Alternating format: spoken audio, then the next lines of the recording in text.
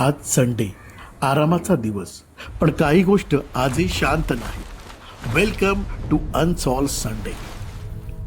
24 November 1971, America, United State. एक माणूस Portland शहरातून विमानात चढतो.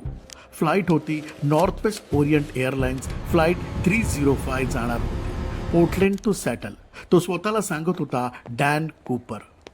विमान आकाशात गेल्यावर तो एअर हॉस्टेसला एक छोटा कागद देतो. सुरुवातीला ती दुर्लक्ष करते, पण तो हळूच म्हणतो, माझ्याकडे बॉम्ब आहे.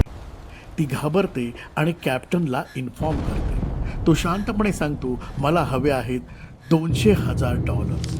विमान उतरवलं जातं सॅटल टॅकॉम एअरपोर्टवर. तेव्हा FBI आणि पोलीस आधीच तयार असतात. त्याला पैसे दिले जातात, सगळे प्रवासी सोडले जातात.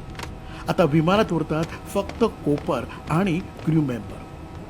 कूपर सांगतो, विमान पुन्हा उडवा मेक्सिकोच्या दिशेने. विमान पुन्हा उडतं. रात्री पाऊस, अंधार.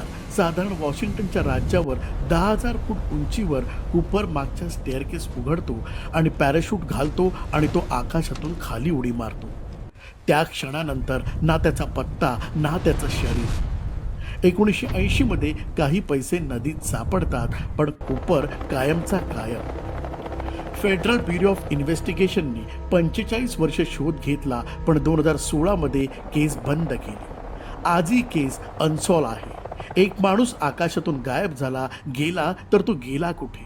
जर तो जिवंत राहिला असेल तर तो असेल तर कुठे असेल? तुम्हाला काय वाटतं? तुमचं मत कमेंटमध्ये नक्की सांगा.